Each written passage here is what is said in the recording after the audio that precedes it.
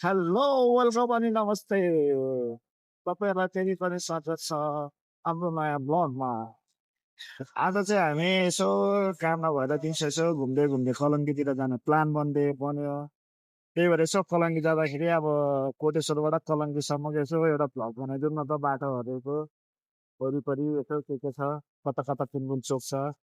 अब थाहा हुँदा सधैँ थाहा नहुनेहरूको लागि भनेर आज हामीले एउटा नयाँ भ्लग बनाएको छौँ। तपाईँहरूलाई स्वागत छ। आउनुहोस् भ्लग सुरुवात गरौँ। अहिले त हामी कोटेश्वर चोकमा छौँ। यो हो कोटेश्वर चोक। अब हामी कोटेश्वर चोकबाट हामी अगाडि बढ्दैछौँ। पिछले बाटोबाट जाउँ, ठुलो बाटोबाट यता चाहिँ तपाईँको अब बसहरू लाग्यो हुन्छ। 30 पनि 30 हो, यो त 50 हो। त्यही भएर त्यहीबाट जाउँ भनेर यताबाट लाग्यो यो क्यामेरा। अब यो क्यामेराहरूमा चाहिँ पहिला स्ट्रिट फुड चेक हुन्थ्यो। यो अचेलको त धुँदै समातेको ल्याएको छैन, त्यहाँबाट चित्यो पनि होला। कति भ्रष्टाचार गरेर हालेको थियो। अझै भर्खरै चेकिङ भएर मान्छे समातेको ल्याएको छैन। नभए क्यामेरामा टक्क स्ट्रिट खिचियो कभर हुने बित्तिकै उता गएको छैन अगाडि चोकमा, यता गएको छैन कोटेश्वर चोकमा झप्प समाउने कार्यक्रम हुन्थ्यो। अहिले त्यो कार्यक्रम नभए धेरै भयो, मान्छे समातेको देखाएको छैन। यो चाहिँ अब कोटेश्वरको बाटो थियो नि।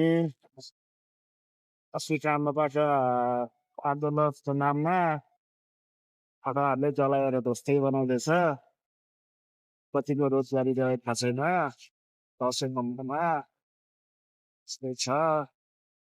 एउटा काम गर्छ त्यसको फाइदा दुनियाँले लिदिँदा हुन्छ। अब हामी पाल्कुमारी पुलमाथि आउँदियो हाल्यो अगाडि पाल्कुमारी पुल सङ्गमुल जाने खोलाबाट चाहिने टिकाफनी भक्तपुर पाल्पो जानु छ भने यहाँबाट देखे कलङ्की जानु छ भने सिधा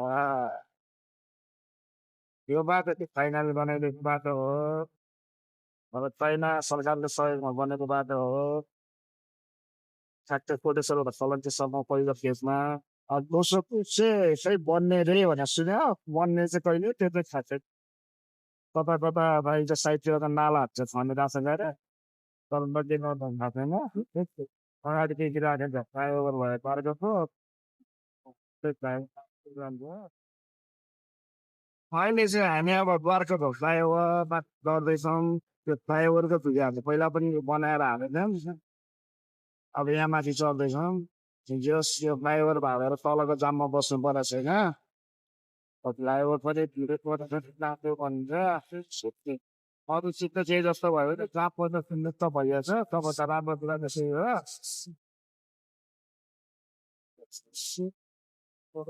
लामा तातो डाँडाहरू उबुबाट माथितिर जाने जुत्ता डाँडा दिएको छ। दुई बाइकलाई लागिरहेको छ। चाहिँ घाम लाग्यो भएर मौसम एकदम सफा छ। त्यही भएर टाढा टाढाको डाँडा हरियो डाँडाहरू पनि स्वच्छ देखेको छ। अब फ्लाइओभर पनि सक्यो। बाटोको साइडको फुलहरू एकदम अहिले फुलिरहेको रहेछ।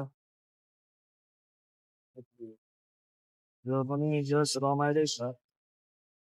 चन्दा उडाइरहेको छ नि दसैँ लागिरहेको छ। तपाईँको यता दिवाली अस्ति त भयो। अब हामी अगाडि साधनाबाट अगाडि बढ्दैछौँ। यहाँ अगाडि चाहिँ मादनको बलिमा आउँछ।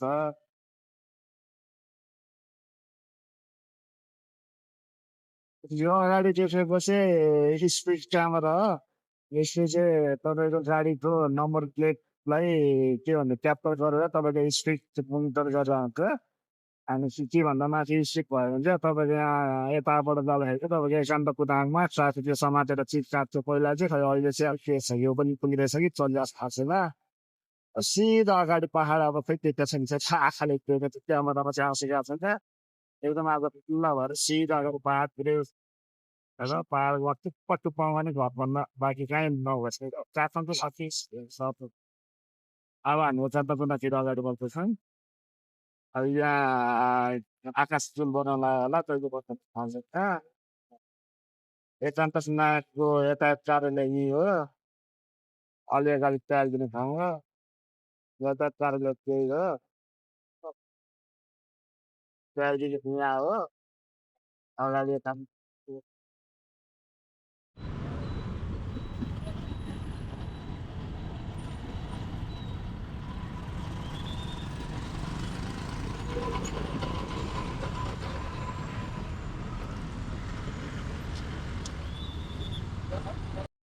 अब एकान्त गुनाथोबाट यिनीहरू अगाडि नक्कुदो बाटो यो एकान्त गुनाथबाट गयो भने भयो यताबाट गयो भने तपाईँको भेस्टपाटी जस्तै अहिले बनेको के मन्त्री क्वार्टर सदर असमपत्तम सेताले भयो अब झन्सिकेल जानुहुन्छ भने राइट भयो यो चोकबाट यता जानुपर्छ झन्सिकेल हो लेकतिर गयो भने तपाईँको भेस्टपाटी अब सिधा तपाईँको अब सानो भाइ बच्चो जस्तो कलङ्जी त्यस धेरै नै रुख रोपाइ भएर रोडको साइडहरू चाहिँ एकदम हरियाली छ अगाडि गुम्बा देखिरहेको थियो फेरि सानो भाइ मैले अर्को क्यामेरा छ यो पनि स्ट्रिट क्यामेरा हो यसो पनि स्थिति चेकअप हो सिधै फोन लाग्छ न अब यहाँको चाहिँ तनातिहरूको अगाडि पल्टो चोकमा हो यहाँ पनि फुलहरू फेरि फुल छ फेरि बाटो माइजहरू त तन्दा चेक बस्दा फुलहरू चाहिँ फुलेछ अरू चाहिँ उहाँ पनि राम्रो यो त हरियाली फेरि राम्रो असर फुलहरू फुलेको भएर जाउँ मोबाइल हो अब चल्छ त्यति